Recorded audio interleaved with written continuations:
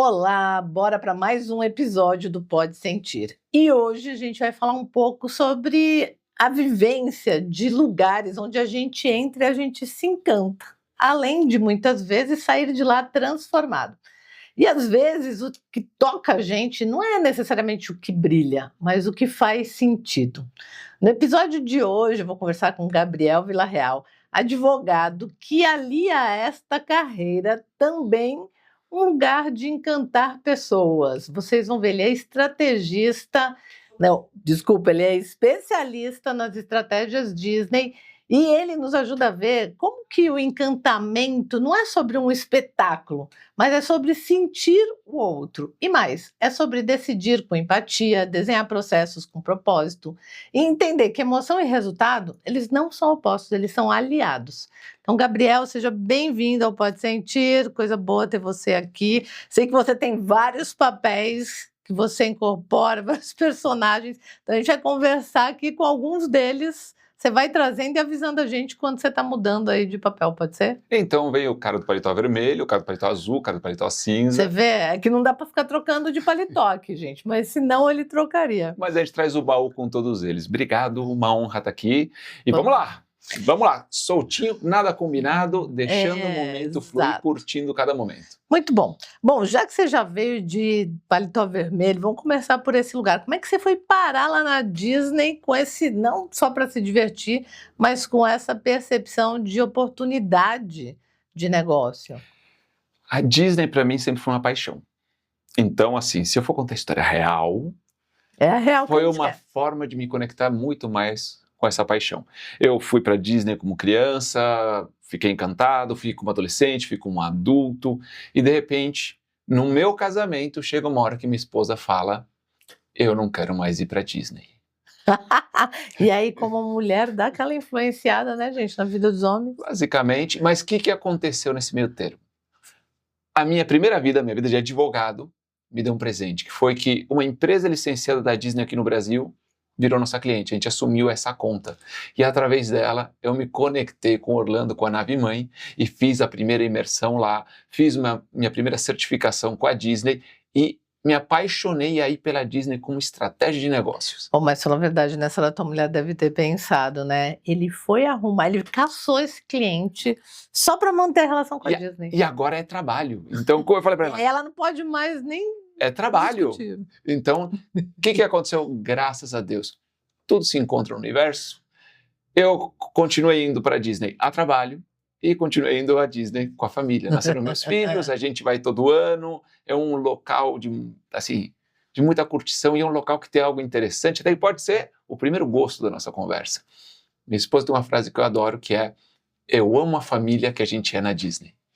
Ah, que delícia! E que tem a ver com como as coisas mudam, como a gente sente, como a gente enxerga um ou outro por estar naquele lugar, por viver aquelas coisas, seja reviver as memórias, seja criar momentos inéditos. Mas essa frase, eu amo a família que a gente na Disney, me marca muito. Então hoje eu tenho o trabalho lá e eu tenho também ainda o lazer, a família, tudo aquilo que eu tenho de mais importante na minha vida, que acontece também naquele lugar. Tudo conectado. Tudo conectado. Então, a emoção que está por trás dessa relação, ela não é uma emoção apenas conectada com a paixão que a Disney cria, aquele encantamento, tem toda uma questão muito voltada também para estratégia, para valores, então é um combo completo aí, né? Para a Disney, a emoção é a grande estratégia. Boa. E como emoção é a grande estratégia, tudo que a gente vai fazer através de personagens, de atrações, de cenários, de experiências que você vai viver, é ativar emoções. Se a gente for falar de estratégia de negócio, é por quê? Porque pessoas emocionadas gastam mais e vem mais valor naquilo que elas compraram. Então, pessoas emocionadas acabam adquirindo mais produtos e acabam ficando mais felizes com aquilo que elas adquiriram. Um exemplo, o Walt Disney mudou o padrão de loja. O padrão de loja antigamente, na época que estamos falando, década de 50, era o quê? Os itens tinham que estar à altura do adulto, do campo de visão do adulto, para ele comprar para o filho. O adulto precisava gostar do produto e presentear o filho. Quando ele construiu as lojas dos parques de diversão, ele fez o seguinte: coloquem todos os bichos de pelúcia embaixo, na parte de baixo. Para as crianças acessarem. Para as crianças acessarem. Por quê? Porque o adulto pegando a pelúcia, a análise que ele vai fazer de preço e de oportunidade e de valor é com a mentalidade de adulto. Sim. Então, o que eu falo é o seguinte, quando a criança abraça uma pelúcia, de duas uma, ou a pelúcia vai, ou a criança fica. E eu quero dizer o seguinte, você como adulto ainda hoje, se você for para um parque da Disney, de repente você se apaixona por uma pelúcia que dá de presente para o seu filho, na hora que você estica a mão, pega a pelúcia, cai uma etiqueta escrito $50, você provavelmente vai falar assim, bom, veja bem, eu começo da viagem, já gastamos muito, vai vir um monte de coisa racional. Converte, né? Converte, quem converte não se diverte. Fica bem Mas mais caro. vem sua racionalidade bloquear aquilo. Por quê? Porque a racionalidade começa a bloquear a tua emoção. Sim. Agora imagina o seguinte, imagina que teu filho abraça uma pelúcia, olha pra você e fala assim, mamãe é o melhor dia da minha vida, mamãe eu tô amando isso daqui, obrigado mamãe, obrigado por me trazer aqui, olha como é fofinho, olha como ele é bonito. Deixa eu levar. Aí o que você faz? Você olha, você fala frases perigosas como, eu mereço. É para isso que eu trabalho, eu brinco, eu digo que o Serasa tá cheio de gente que merece e trabalhou para isso. Então, dentro da jogada de negócios, como business, a emoção é a mola propulsora. Agora, como usuário, eu falando como usuário é muito interessante, porque eu vou para a Disney a trabalho e vou para a Disney em família. E quando eu vou para a Disney a trabalho, a Disney é menos encantadora. A Disney para mim é menos encantadora quando eu vou a trabalho. Por quê? Porque faltam as pessoas que me fazem sentir. Faltam as pessoas que potencializam essa emoção que eu tenho. Então quando eu estou a trabalho, estou sem minha esposa e sem meus filhos, a emoção é outra. Eu adoro, eu me divirto, é bacana, mas falta aquilo. Não dá para ser quem você é contar com eles, né? Exatamente, isso conecta muito com o que você falou. Sim. Não é sobre a emoção que eles causam, é sobre a emoção que você sente, Exato. a emoção que você se permite sentir. Então, para mim, o grande ponto é o momento em família. E a própria Disney fala, as pessoas querem tirar férias, mas o que nós vamos dar são momentos em família para a vida toda. Ela foca em que você construa essa memória emocional naquele lugar, para que quando você quiser se sentir assim novamente, você tem que ir lá. É para lá que você volta. Sim. E aí surge a frase da minha esposa, eu amo a família, que a gente é na Disney. Muito legal. E aí, aproveitando que você, né, tá conectado com essa história toda de vínculo e tudo mais, como são os vínculos no outro papel do Gabriel, que é o advogado?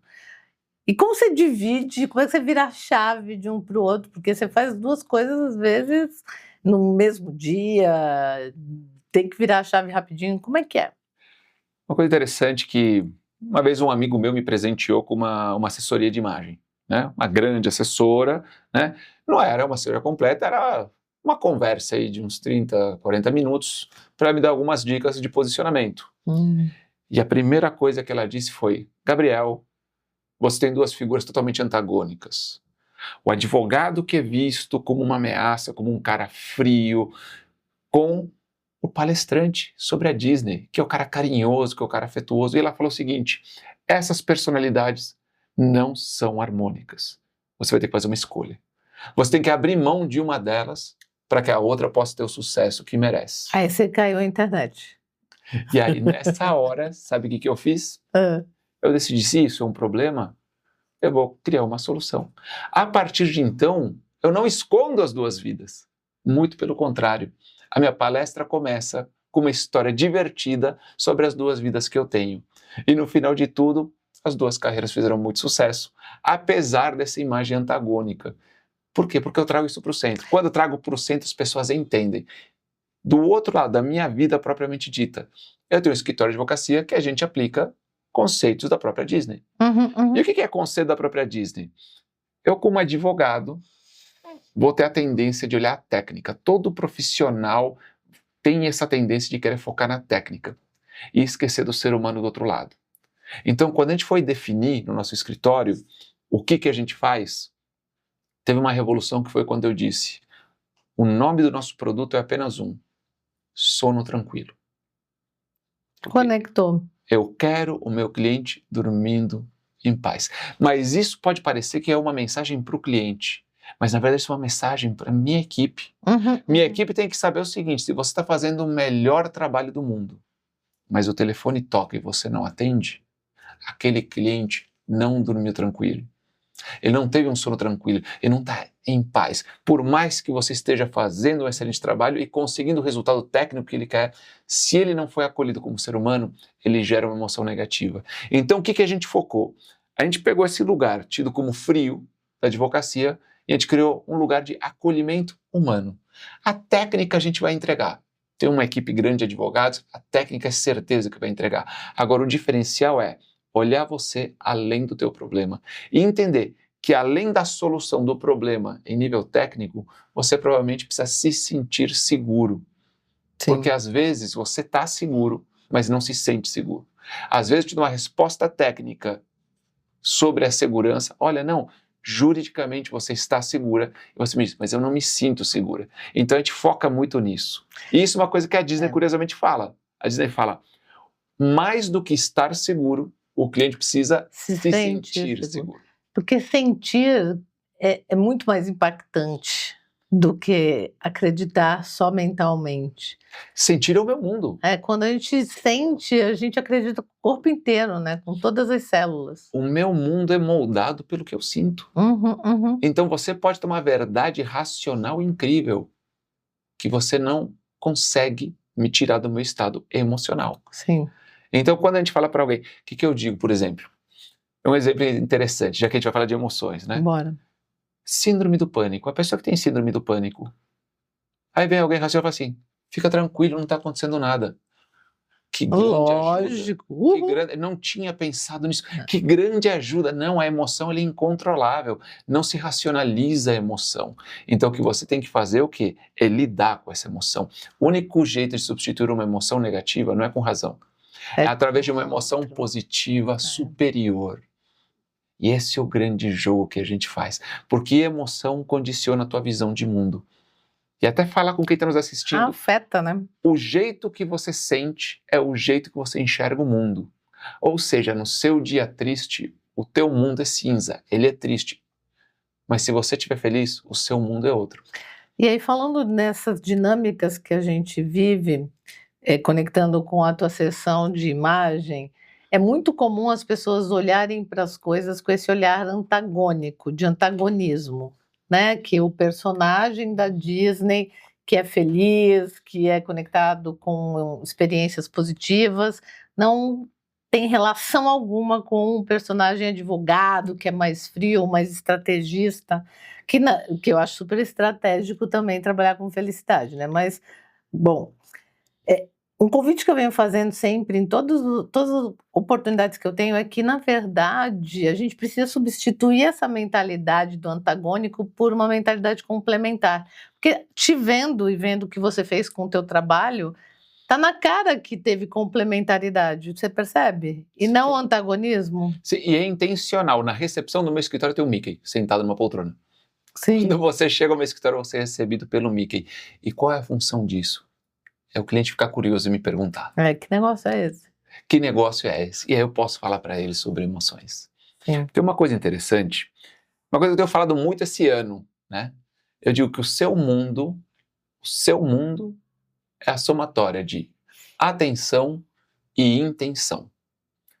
Quando você olha para o mundo, se você começar a dar atenção demais para alguma coisa, você vai ver aquilo com muito mais detalhe. E aí o que vai acontecer é, qual é a sua intenção ao focar essa atenção? Se a intenção for negativa, você vai encontrar algo negativo. Uhum. Mas se a intenção for positiva, você vai encontrar algo positivo. A pessoa de viés antagônico, ela tem a intenção de buscar algo negativo. E ela encontra. E separar e não conectar, né? Quer ver uma coisa?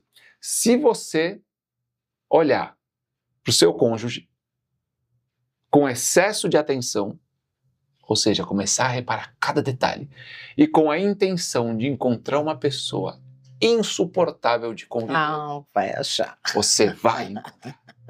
Mas se você mudar a intenção e você olhar para o teu cônjuge com a intenção de encontrar uma pessoa incrível e um ser humano maravilhoso, você também vai achar. E aí vem então a provocação. O seu mundo é a somatória da sua atenção e da sua intenção. Então eu te pergunto, com que intenção você enxerga o mundo?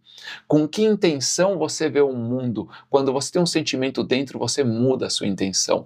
Quando as pessoas olham para você, elas têm uma intenção também. E qual que é a grande sacada da Disney? Conseguir moldar a sua intenção. Tem pessoas que voltam para a Disney e acham horrível. Por quê? Porque foram com intenção desalinhada. Isso é ruim. Agora, não adianta você ter argumento racional quando a intenção não está alinhada. Se você conseguir alinhar a intenção das pessoas, do teu cliente, das pessoas do teu convívio social, elas vão conseguir enxergar tudo de positivo que tem em você. Falando em argumento, você se lembra o momento em que você percebeu que a emoção era mais poderosa que o argumento? Olha, eu acho que isso a gente percebe a primeira vez que a gente chega para a esposa e fala: calma, você está exagerando. Porque você manda uma mensagem dizendo para ela: calma, ou seja, cria uma emoção mais amena, e você está tendo uma reação emocional desproporcional ao que aconteceu. Teoricamente funcionaria. Teoricamente, se a razão superasse a emoção, quando você fala para alguém calma, você está exagerando, a pessoa se acalmaria e perceberia a desproporcionalidade da sua ação. O que eu te digo é, isso só piora. Só cria resistência, E né? você começa a entender isso, e outra pessoa que te ensina muito, outro ser humano que te ensina muito sobre razão e emoção é o filho. Quando o seu filho está triste com alguma coisa, ou está bravo com você e você quer ensinar para ele está fechado para a sua racionalidade. Ele está com muita raiva. E enquanto ele estiver com raiva, você pode ter a razão que for. Ele não está pronto para absorver. Porque o mundo dele, atenção e intenção, já está modelado. E não adianta querer explicar. Então, algo interessante desse negócio de emoção, de perceber que a sua capacidade argumentativa não ganha alguém que esteja tomado por uma emoção, é entender o quê?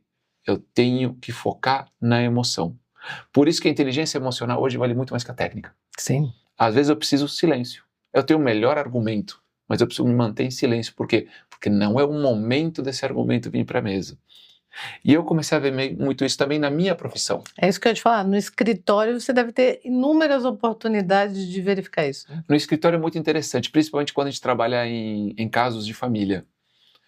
Porque você diz, não, a pessoa quer pensão, e às vezes ela não quer pensão, às vezes ela quer vingança. Conte-me mais sobre isso. Eu tive um caso excelente que vai te trazer essa plenitude do que eu estou falando. Eu tive um caso onde num divórcio, a ex-cônjuge estava exigindo 15 mil reais de pensão. O meu cliente, para encerrar, fala assim, Gabriel, vamos oferecer 17. 17, que eu acho que vai ser melhor. Nós oferecemos 17. Qual foi a resposta que veio? Não. Não aceitamos, queremos 20. Que abençoado, né? Eu falei, que negociação maluca, é uma negociação totalmente irracional. Você Sim. queria 15, veio 17. E agora você 20. não quer. Por quê? Porque eu não quero 15, 17, 20 ou 42. O que eu quero é causar sofrimento no outro. E que você comece a entender todos os aspectos emocionais que tem por trás do processo ou por trás da técnica, seja lá o que você fizer, vai te revelar muita coisa sobre o seu cliente. Qual é o objetivo dele? O objetivo dele não é conseguir uma pensão, não é ganhar um processo. Há um objetivo de vida. E é um objetivo de vida que é emocional. Pessoal, né? Traz uma emoção. Uhum. Muitas vezes a gente fala, a gente tem no escritório, abrindo bastidores para você, a gente tem a carteira de vingança. Esse é o cliente irracional, que o que ele quer é causar dor ao outro. Qual é o problema desse cliente? Como ele quer a dor, ele não quer uma solução rápida. Então ele já sabe que a jornada desse processo é longa, a chance de acordo é muito baixa e a expectativa dele é acima daquilo que é possível. A gente tem que estar com tudo alinhado para ele. Uhum. Se você quer isso, vai ser dessa maneira e a tua expectativa não vai ser suprida, mas expectativa financeira. Mas provavelmente a expectativa dele é outra. Tem outro fundo emocional. A gente tem demandas onde eu quero ser reconhecido. Não quero dinheiro, mas eu quero que reconheçam. Reconheçam que eu existo, reconheçam que eu sou importante, reconheçam que eu estava certo e não é o cunho financeiro que resolve.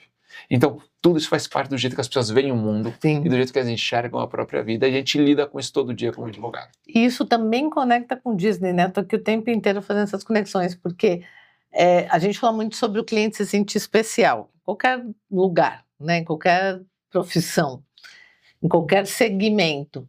Mas, te ouvindo, eu fico com a impressão de que o se sentir especial tem mais a ver com esse ser visto, a sua dor ser vista, seu desconforto ser visto, né? A sua dinâmica existencial ser vista.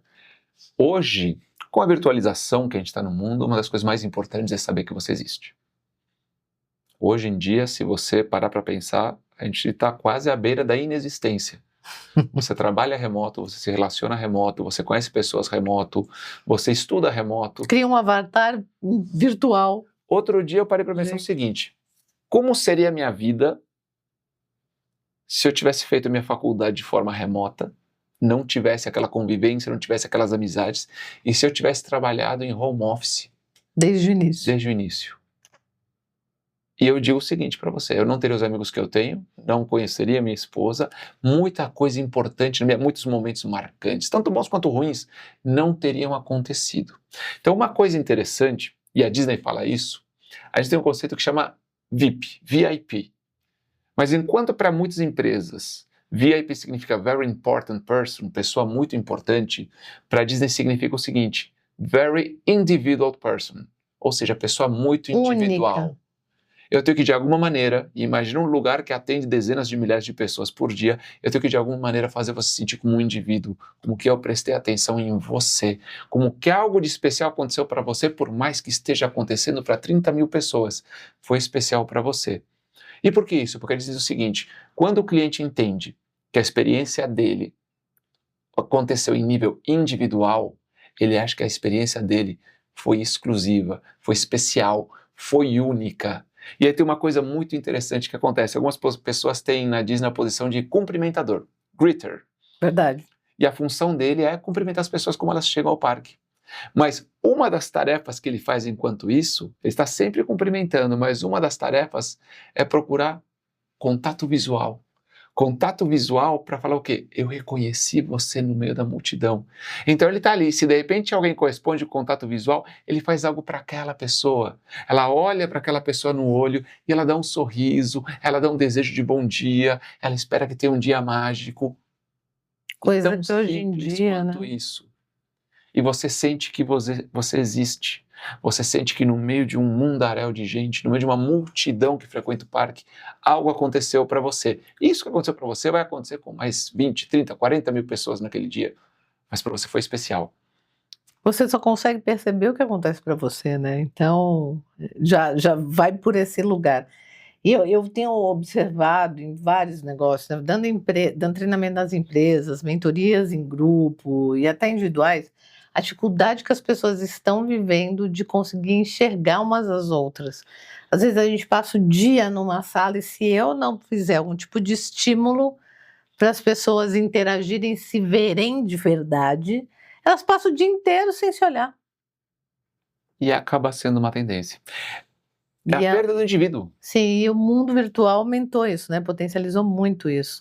Criou Porque a muito gente é filtro. ultra conectado, mas pouco presente. Desconectado, né? Ultra conectado. Ultra e conectado desconectado. tecnologicamente, mas a Aham. gente não é presente. Tem uma coisa interessante, quando a gente fala de indivíduo, né, que isso também faz parte da própria Disney. A experiência ela acontece em nível individual.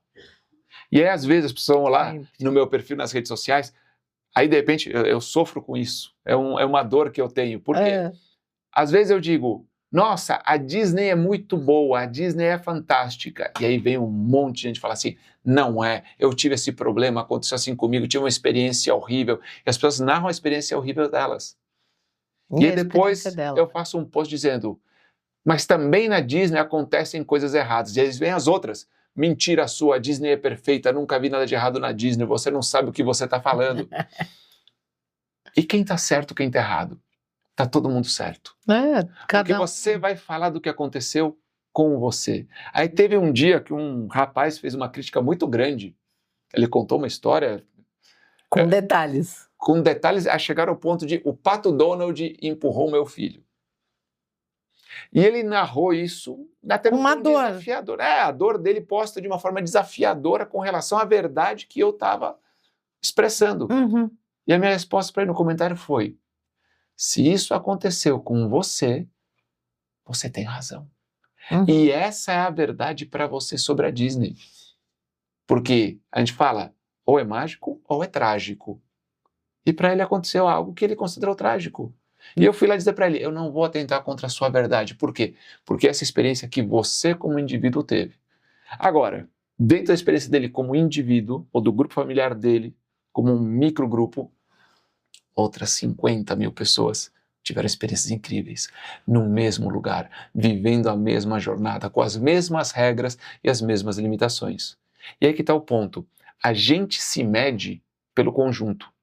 Então, se a gente faz 10 reuniões, 9 excelentes, e a última reunião a gente estava cansado e tratou mal aquela pessoa, a gente volta para casa com o espírito de 90%. Eu fui 90%, eu fui excelente.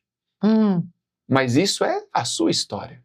O cara da 10ª reunião não acompanha as outras reuniões para ver quão bom você é. Para o cara da 10ª reunião, a reunião dele é única. Por isso Foi horrível e você é péssimo. Toda experiência é única. Sim. E isso, às vezes, é a barreira para você se enxergar nesse lugar. Poxa, mas eu tenho tanta gente que me adora, que me admira. Pois é, mas tem alguém que não te admira pela experiência dele. A crítica não representa quem você é. A crítica representa o que você é na vida de determinada pessoa. Naquele momento, para aquele contexto. Momento. Né? A gente fala da virtualização, uma das coisas que eu tive que aprender, eu nunca quis ser da internet. Acabei me tornando da internet. Mas uma das coisas que eu tive que aprender, e que eu recebi um excelente conselho, a gente dá muito mais valor emocional à crítica do que ao elogio. Isso é verdade. A gente deixa a crítica mexer com a gente, com nossa atenção, com nossa intenção, de forma muito mais profunda que o elogio. Certa vez eu recebi uma crítica muito pesada. Muito pesada. E eu fiquei chateado.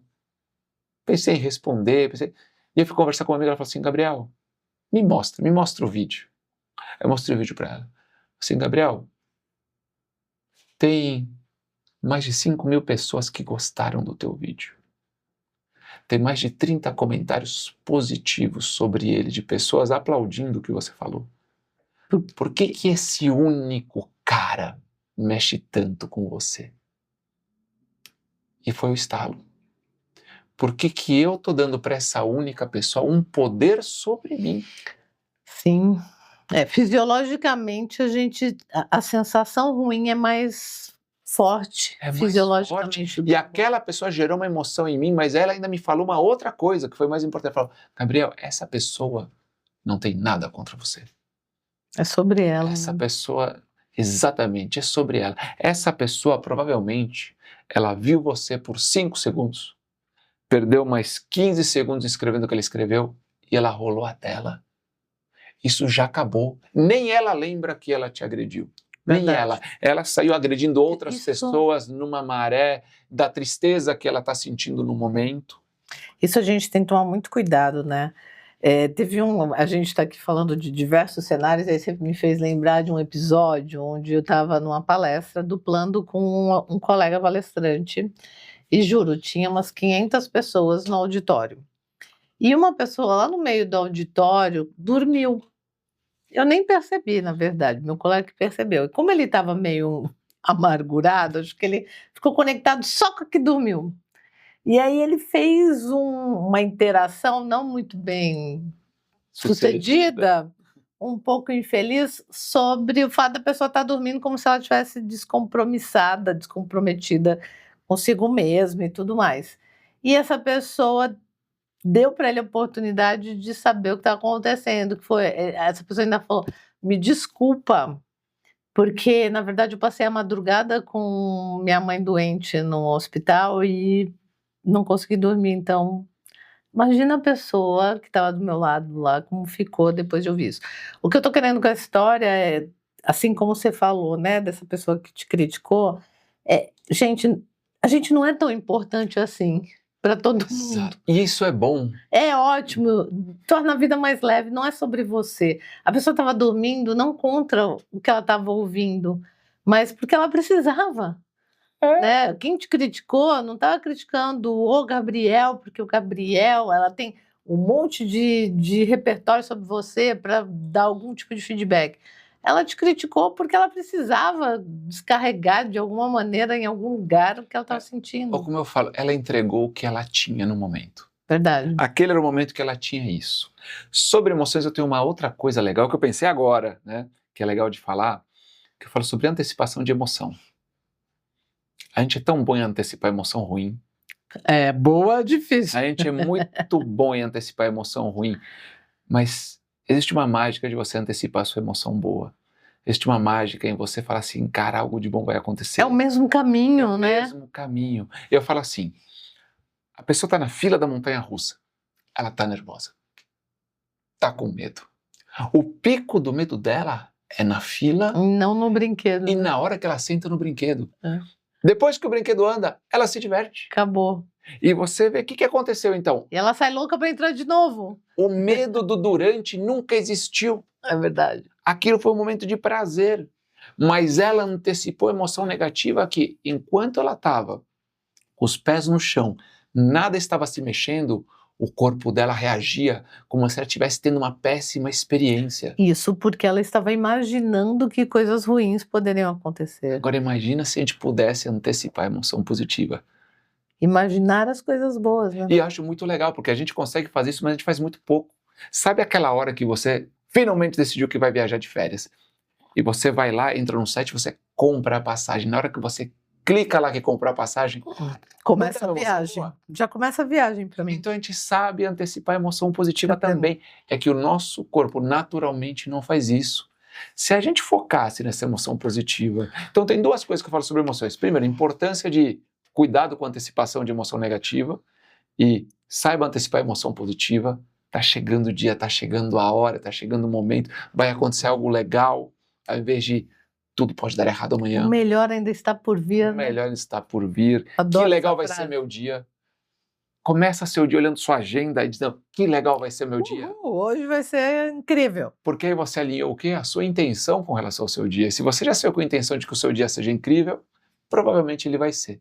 Agora, tem um outro estágio também que é importante, que eu falo que é a eternização da emoção. Esse é algo muito perigoso. Porque quando você está chateado, você acha que você vai estar chateado para sempre.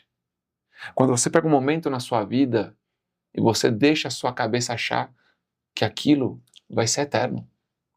A depressão é esse momento. Exatamente. A depressão é um momento de tristeza que você sente que será eterno, mas não é. E na verdade é a gente que está escolhendo ressentir quando relembra. E mais do que relembrar, falar sobre isso com as pessoas, né? E eu vejo as pessoas tomando decisões em cima dessa emoção. Tanto aí, recentemente, isso me veio à mente agora, porque recentemente eu tive que dar esse conselho. O conselho que eu dou para as pessoas é: não tome decisões permanentes com base em emoções passageiras. Porque às vezes você está muito triste e você toma decisões, mas quem está tomando essa decisão é uma pessoa triste. Não é você, Será? integralmente. Exatamente. Não Elas são existe uma só parte um sua, você. né? Existem muitos vocês que tomam decisões diferentes em cenários diferentes. Uhum. Então, se a emoção afeta a gente, e falando também de negócio, a emoção também afeta o teu cliente, que motivos você dá para ele ter uma emoção positiva, para levar ele a uma intenção positiva com relação a você? Sim. Porque hoje em dia o que eu vejo é que as pessoas elas disputam somente a atenção. Verdade. Elas fazem qualquer coisa pela atenção, principalmente nas redes sociais. Mas as marcas querem chamar atenção agora. E a intenção? Quando eu chamo você para me ver, que trabalho eu faço para que quando você chegar para me ver, a sua intenção seja procurar aquilo que eu quero te mostrar de melhor? Sim. Às vezes falta isso.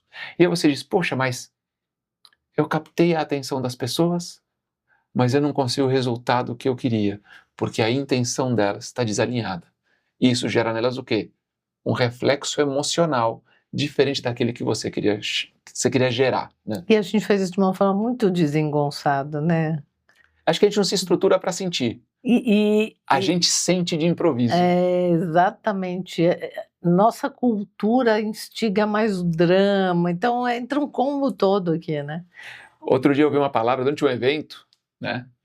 Eu vi uma palavra da apresentadora que ela falava assim, toda emoção é inédita.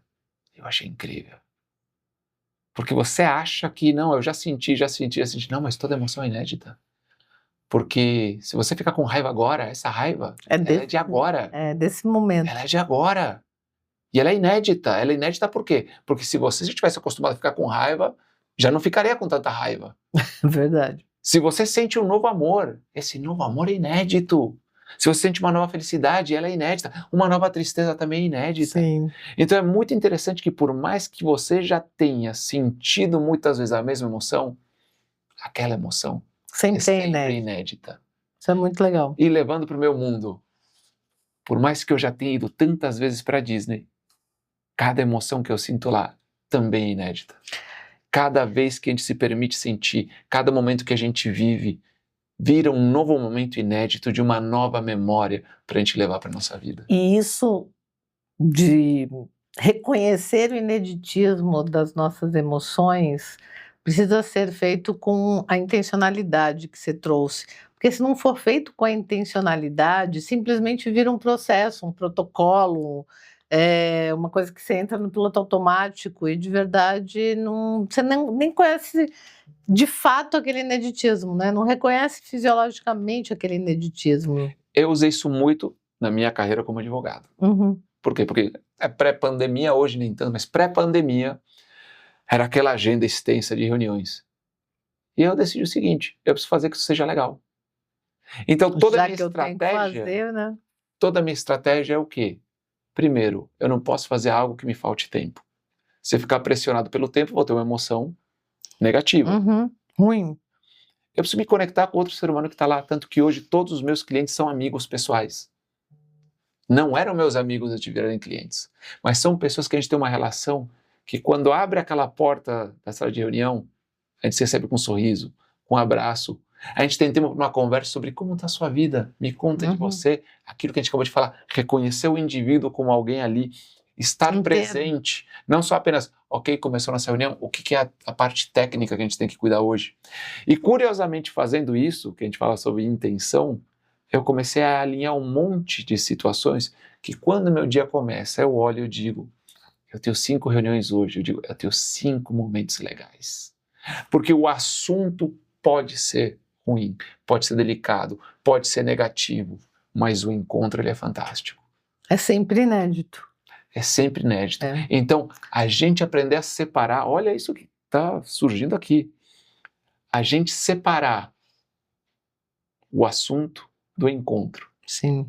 Porque, acabei de perceber, eu lido com muitos assuntos muito negativos. Assuntos tristes, assuntos que geram ansiedade, assuntos que geram incerteza de vida, não da própria vida, mas de como a vida vai se desenvolver. Uhum. Mas o encontro é sempre legal. Isso é muito interessante, né? Tem um cara que eu adoro, o William Ury, e em negociação ele fala muito sobre você precisa separar o problema da pessoa. Porque a gente também tem uma mania de achar que o problema é a pessoa. E raramente, vou beirar que os 99,9% das vezes não tem nada a ver, o problema não é a pessoa. Então, eu até em treinamento trabalho muito isso visualmente, que é, ó, o problema é esse iPad que está aqui, né? Não é o Gabriel é meu aliado para olhar para esse problema. O que você está trazendo sobre essa situação é muito legal, né? O tema pode ser chato, mas o encontro pode ser legal. O encontro pode ser legal, mas você acabou de falar algo que precisa separar as coisas. Me leva para um outro conceito que eu comecei a trabalhar alguns anos atrás, que é assim, a sua opinião não é sua identidade. Acho que o grande mal hoje é que as pessoas acham que a opinião delas se confunde com a identidade delas. Porque aí quando você discorda da minha opinião, você discorda da minha essência, de quem eu sou. E aí você vai ver esse mundo que hoje está tão violento, por quê? Porque a minha opinião política é quem eu sou. A minha opinião religiosa é quem eu sou. As pessoas absorvem isso num grau de identidade tão alto que qualquer coisa diferente que você falar daquilo Parece não é uma crítica ou uma oposição a uma opinião que o ser manifestou. É o próprio ser. É de novo, né? Separa a opinião da pessoa. Quando você torce de um time diferente do meu, você está anulando quem eu sou. Não. Eu sou um ser humano como você. eu também tenho uma outra opinião que ela também faz parte de mim. Agora, se a gente consegue estabelecer essa separação, a sua opinião não é a sua identidade, você lida muito melhor com a crítica. E, de novo, voltando para as emoções, quando aquilo é apenas a minha opinião, a crítica não vai me gerar um gatilho emocional tão profundo. Se aquilo faz parte de quem eu sou, quando você critica aquilo, a emoção que vai vir, ser de frustração, de ansiedade, de revolta, de raiva, é muito mais profundo. Então, talvez seja muito legal isso. Essa é a separação que inclui, né?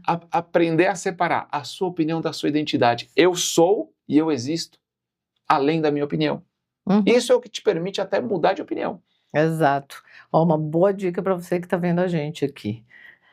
A gente fala muito sobre inclusão, né, sobre aproximação, sobre conexão e sobre vínculo. Mas uma coisa que pode aumentar essa conexão e esse vínculo é separar o problema das pessoas, ou o tema da conversa da pessoa, ou a opinião da pessoa, da própria pessoa. Isso pode vincular muito. Pode ser muito legal. Permitir você conhecer pessoas incríveis que pensam diferente de você. Complementarmente, né? Afinal de contas, é a evolução, o processo de mudança. Sim. Então, se toda a verdade for estática, a gente não evolui. Nunca. Agora eu quero ir para um lugar do Gabriel que te trouxe até aqui. De onde veio essa vontade de virar advogado? É da tua família, da tua história? É a primeira fala da minha palestra. Como você escolheu? Eu venho de uma família onde ninguém tinha grau superior. A maior parte não tinha o segundo grau. A primeira pessoa de toda a nossa família, toda, assim, se pegar os meus 4 avós para baixo, a primeira pessoa da nossa família que finalizou uma faculdade foi meu irmão mais velho, a segunda fui eu, porque nós somos também os netos mais velhos, né? Então não tinha isso de ter expectativa de faculdade nem nada. Não tinha referência, não sabia nem que era vestibular, né? Sabia. Mas aos 8 anos eu olhei para os meus pais e eu falei, eu quero ser advogado. Eu decidi aos 8 anos de idade que eu queria ser advogado. E o que te fez decidir isso com 8 anos? O que me fez decidir isso é que eu assistia aquelas séries antigas de advogado detetive. Aquele cara que resolvia um caso, e eu olhava aquela figura e a parte da argumentação no júri, e eu admirava tanto aquilo que eu decidi que eu queria virar aquilo. Isso até me leva para uma outra conversa, que foi para as pessoas, toma cuidado com o que você admira, porque a sua tendência é virar aquilo.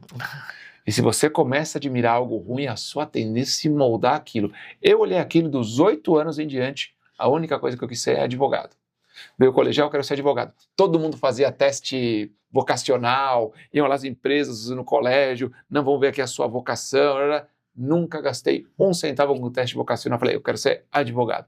Eu me formei no colegial, fui ser advogado. Entrei na faculdade de Direito, fiz pós-graduação em Direito, fiz mestrado em Direito, tenho um escritório há 20 anos na área do Direito e eu nunca tive uma dúvida até hoje com relação a isso. Mas surgiu aos 8 anos por admiração. Por admiração. Interessante. E isso também me lembra uma outra história. Nossa, eu acho que eu conto muita história, me perdoa. Bora, aproveita. A gente está aqui para isso. Mas tem uma outra história que uma vez um colaborador, um advogado que trabalhava comigo, falou, Gabriel, eu quero muito ser palestrante, ser professor. E eu vejo você e, cara, eu queria te fazer uma pergunta. Onde você fez seu curso para ser professor, para ser palestrante? Devia ter, né? Eu falei, que interessante, né? Porque parece que assim, vamos pagar um boleto, frequentar. Eu falei, desculpa, até a decepção dele quando eu falei isso era muito grande. Eu não fiz curso algum. Eu não fiz curso algum. Eu falei, não pode ser. Como é que um cara está no teu nível sem ter feito um curso algum? E aí eu sou muito provocativo. A faculdade de Direito já é um ensaio para palestrante. Não, a faculdade de Direito não tem nada disso. A faculdade de Direito, inclusive, hoje Quando você vai lá para os ensaios do júri, você não faz? Não tem isso. Não tem a preparação, mas a experiência te joga, né? A faculdade de Direito, um dia eu venho com outro paletó e a gente fala sobre a faculdade de Direito. Mas acho que ela não prepara. Ela não foca no desenvolvimento humano, ela só foca na técnica. Não foca nem no desenvolvimento empreendedor do advogado, nem no desenvolvimento pessoal dele. Eu Ele falou acho que era que técnica. nenhuma. Conheça a lei, conheça a lei. Ah. Mas vamos Tirando voltar, psicologia, as outras todas não consideram. para aquela história. E aí eu sou muito provocativo, mas eu também adoro ser provocado. Falou, então como é que você fez? Se você não fez um curso, se ninguém te ensinou, como é que você fez? E eu falei, eu vou ter que pensar, mas eu vou te trazer uma resposta. E a resposta que eu dei para ele, depois de um tempo pensando, foi assim, eu sempre soube admirar.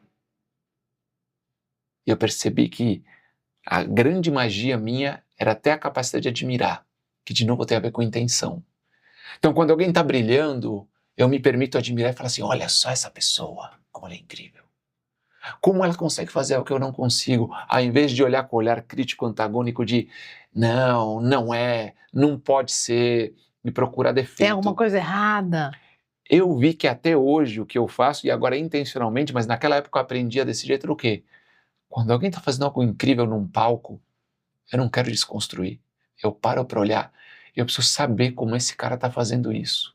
Recentemente, 10 dias atrás, exatamente 10 dias atrás, eu assisti uma palestra, eu falo que todo evento que eu vou, eu chego, falo assim, minha missão nesse evento, ser a melhor palestra. E eu adoro quando eu assisto alguém e falo assim, minha missão nesse evento, ser a segunda melhor palestra.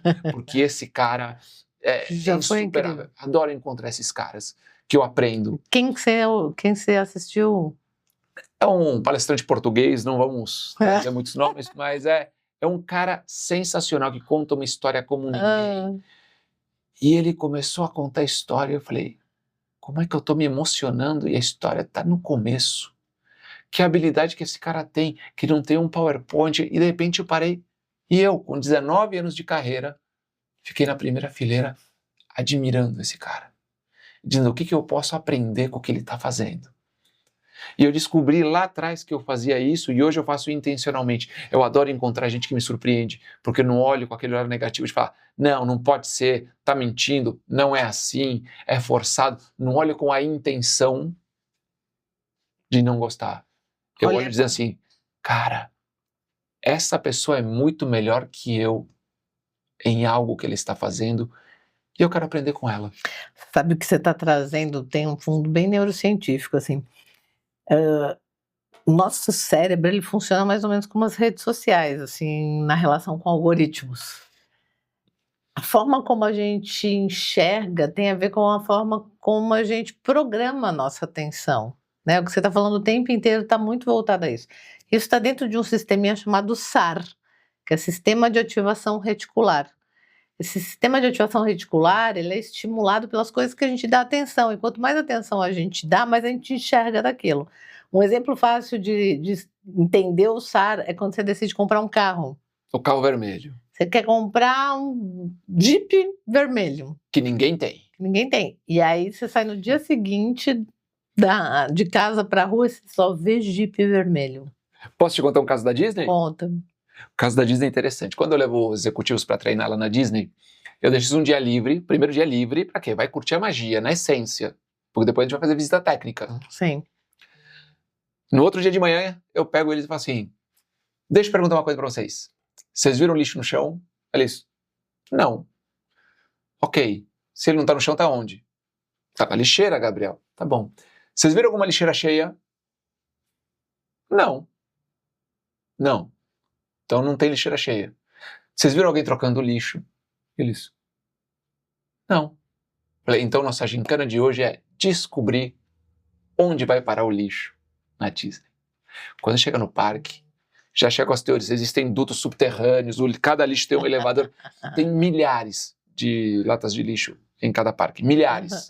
Não, cada lata de lixo tem um elevador, tem uma troca assim, são dutos, uma série de teorias, e quando eles chegam, a gente pega uma lixeira e fala assim, tá aí uma lixeira.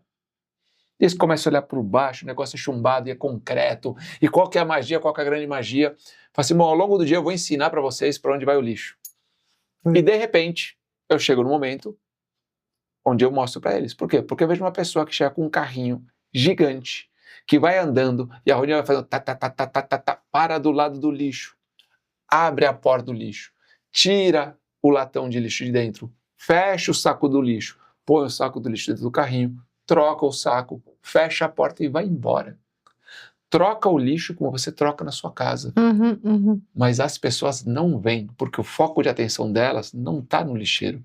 Elas passam o dia inteiro sem ver.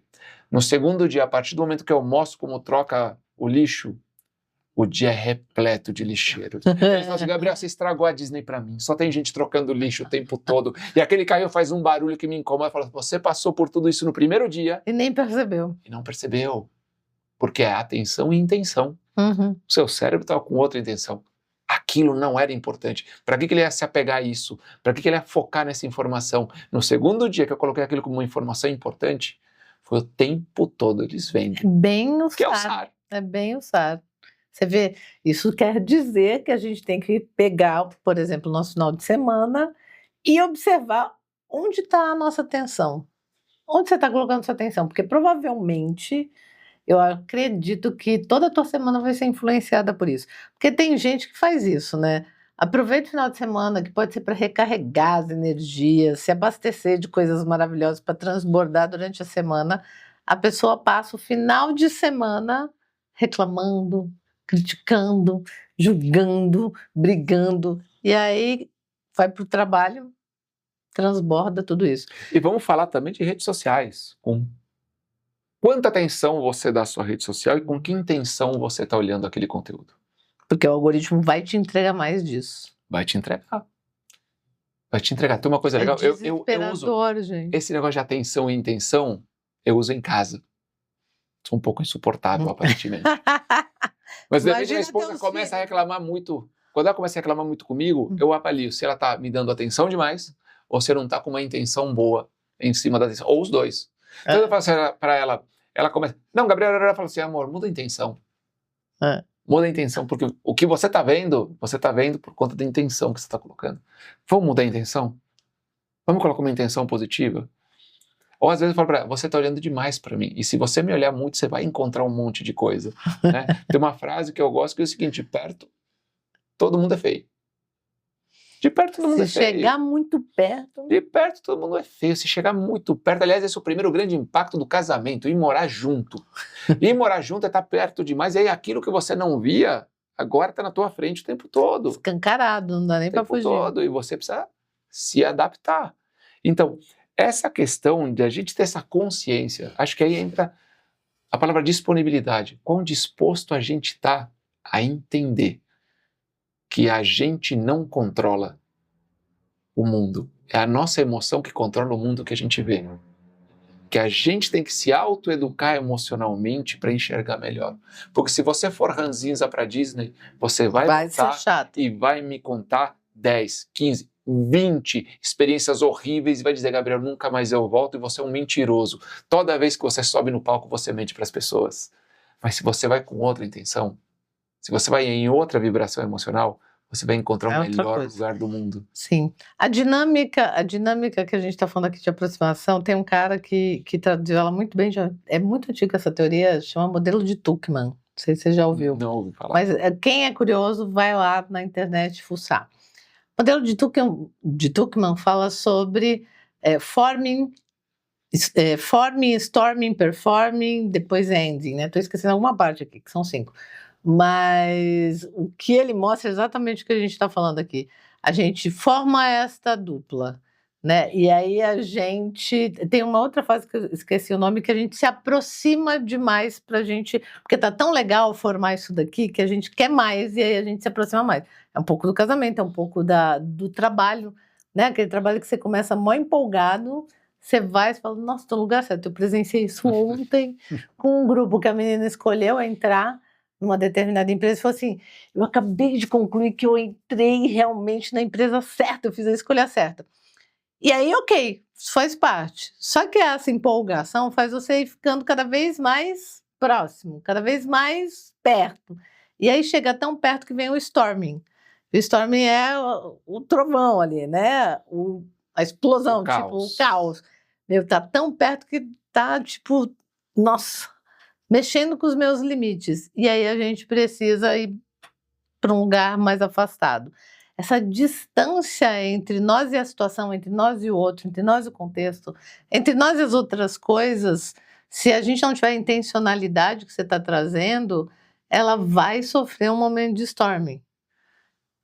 Tem um exemplo, eu adoro isso. Eu leio muito psicologia, tá? Mas obviamente não tenho formação, não estou apto a discutir nesse nível.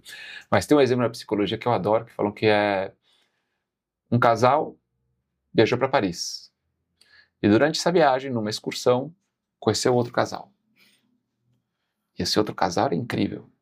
E jantaram juntos, e viram a Torre Eiffel juntos, e foram para Champs-Élysées juntos, e tudo, e curtiram juntos. E, nossa, que pessoas incríveis, que momento fantástico. Voltaram para o Brasil e cometeram o seguinte erro. Vamos, de novo, encontrar esse casal. E de repente aqui no Brasil perceberam, nossa, eu odeio essas pessoas. Não era o casal de Paris. Porque você não era a pessoa de Paris e encontrou com um casal que também não é o casal de Paris. Sim. Então, essa questão de, nossa, se for bom, é só fazer mais, me lembra muito um dos meus ídolos, que eu gosto de falar isso publicamente, o professor Clóvis de Barros, o exemplo da pamonha. É verdade. A primeira pamonha é uma delícia, a segunda é boa, a partir da terceira ela te desarranja, e a partir da quarta, e quando ele narra isso da pamonha, é mais ou menos isso, não, mais intensidade, mais proximidade, vamos dar mais atenção. E não, tem coisas que você precisa manter um certo distanciamento, tem coisas que se você não olhar, a sua vida é mais leve. Verdade. Tem coisas que é melhor não ver, porque não dá para desver. Desver é impossível, desfalar é impossível, dessentir é impossível. É impossível dessentir. Então eu falo muito isso, a gente normalmente, e a Disney fala sobre isso. A gente fala que a experiência do cliente é 3 pilares. Designing, ou seja, criar experiência. Sim. Delivering, que é entregar experiência. E recovering, recuperar a experiência. Sim. Recuperar a experiência. Que é o mais desafiador, né? Eu não vou conseguir apagar a emoção dele, mas eu preciso mudar a emoção negativa dele. E a grande especialidade da Disney, as pessoas acham que é em designing e delivering, mas é no recovery. Porque esse momento de brilhar, o momento do caos, o momento da tristeza, esse é o momento que você brilha. Porque normalmente uma empresa faz o quê quando você está chateado, frustrado e reclamando? Ela te abandona. E o grande segredo de você fidelizar o cliente é você se aproximar e falar, a partir de agora, você é minha prioridade. Mesmo nesse momento ruim, mesmo com a sua reclamação, mesmo às vezes a reclamação não sendo justa, você é minha prioridade. Isso fideliza. Os tempos ruins fidelizam muito mais que os tempos bons. Eu falo, o seu erro fideliza muito mais que o seu acerto. Por quê? Porque acertar todo mundo sabe, e na hora de acertar todo mundo é presente, todo mundo está junto. Eu quero ver na hora do erro. Quero ver na hora do erro aquela pessoa que não se afasta, se aproxima. Aquela pessoa que te coloca como prioridade, que mostra para você que as tuas emoções, a forma como você está se sentindo, com razão ou sem ela, é algo importante. Bacana. E me conta pra gente começar a fechar, que já deu 1 hora de bate-papo aqui. É que eu sou palestrante, se você quiser falar 18 horas, a gente vai, né? A gente adora falar. Essa é outra coisa, você falou, como é que você virou advogado? Você não me perguntou como é que você virou palestrante. É que a vida inteira a maior reclamação que eu ouvia desde criança é: meu Deus do céu, Gabriel, como você fala? Você fala muito, Por favor, Gabriel, cala a boca. Isso, eu ouvia isso de pai, mãe, tio, avô. Professor. Você pode calar um pouco a boca? Fica em silêncio um pouquinho, professor na escola.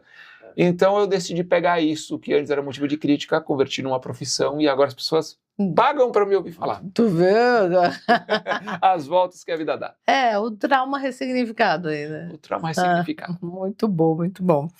Se você pudesse colocar aqui pra gente um ponto de atenção emocional que te trouxe até aqui, quais são as dinâmicas que te sustentam, que te trazem para esse lugar, que te mantém nesse lugar de performance, de líder que você exerce, né, diariamente no teu escritório, na tua profissão? Muito legal a pergunta. Eu acho sim que os momentos decisivos da vida são os ruins. Então, porque são os ruins que ensinam. E eu tenho uma frase que eu repito para mim, eu gosto de falar para as pessoas, mas eu repito ela para mim porque foi a coisa mais terapêutica que eu fiz na minha vida, que é: da última vez que você achou que o mundo ia acabar, ele não acabou. Porque eu descobri o quê? Que sempre que algo ruim acontecia, eu era tomado por uma emoção muito profunda, muito forte. Uma emoção que eu não consigo descrever, parece uma coisa que eu te falei, uma emoção que tem gosto, tem paladar. Que quando eu sinto algo... Olha que maluquice que tem cheiro, né? Para mim ela tem gosto. Eu sinto aquilo, eu falo, nossa. E o que eu fiz? Como era muito marcante, como era muito marcante, essa era a emoção de que eu achava que o mundo ia acabar. Era a emoção de vou perder meu emprego, vai falir minha empresa, vou perder o meu relacionamento. A emoção de que algo drástico ia acontecer, algo apocalíptico. E com o tempo, um dia eu olhei e falei, cara, não gosto de ficar assim, não gosto de me sentir assim. E é uma emoção muito específica que eu identifico ela com muita facilidade. E um dia, quando ela veio assim, deu um estalo, o mundo vai acabar. Eu falei, cara, eu já senti isso Algumas 20 vezes. E o mundo não acabou. E a coisa mais incrível que aconteceu na minha vida, no meu desenvolvimento como ser humano, como empresário, como líder, foi, não vai acabar dessa vez. Porque não acabou das outras. E curiosamente você começa então a ter uma emoção menos profunda, você acaba tendo então uma visão mais clara, você acaba tendo uma atenção e uma intenção mais alinhada, e você sai com muito mais facilidade dos problemas. Porque se aquela emoção te toma, provavelmente o que você acha que é uma solução, na verdade é um agravamento no problema. Porque se a emoção te toma, o que você faz é o quê? Você faz aquilo que você precisa fazer para resolver a emoção, não o problema. Você quer comprar um anestésico. Não quero me sentir assim, o que eu falo? E aí você negocia errado, você faz ofertas erradas, você aceita coisas que você não deveria aceitar, você cria situações que você vai se arrepender. Então, o que mudou muito minha vida muitos anos atrás foi isso. Toda vez que eu sinto que o mundo vai acabar, eu falo assim, ele nunca acabou. E o legal de você colocar isso em prática é, a primeira vez vai ser difícil, mas depois de um tempo, da segunda, da quinta, da 10ª, você fala, eu tenho um controle nisso. Porque na hora que vier, você fala assim, é mais uma daquelas. Não vai acabar. É mais uma daquelas. Vou sofrer, vou ter que trabalhar, vai tomar meu tempo, vai ser difícil, não vai ser prazeroso, mas no final, o mundo não acaba. Sim. Muito bom, Gabriel, coisa boa. Mas nosso bate-papo acaba. Nosso bate-papo acaba, mas pode continuar volume depois. 2 em breve. Pode continuar. Bom, gente, hoje a conversa com o Gabriel pode nos lembrar que a emoção não é o oposto da lógica. É que dá, obviamente, a emoção todo um sentido para essa lógica, influencia essa lógica. Hoje também o Gabriel nos mostrou que encantamento verdadeiro não nasce do improviso só, nem do marketing, nasce do cuidado. Tudo que a gente foi falando aqui tinha um cuidado embutido dentro disso. E que empresas que tocam de verdade o nosso coração, antes de tentar convencer a gente, elas sabem e ousam sentir o que a gente sente ou se interessar pelo que a gente sente. Então, para quem nos ouviu aqui, que essa conversa te ajude de verdade a sair desse piloto automático, escolher com presença, viver o dia a dia, lembrar de sentir, porque sentir é um ato estratégico, eu tenho certeza. Então, te espero no próximo episódio do Pode Sentir e até lá!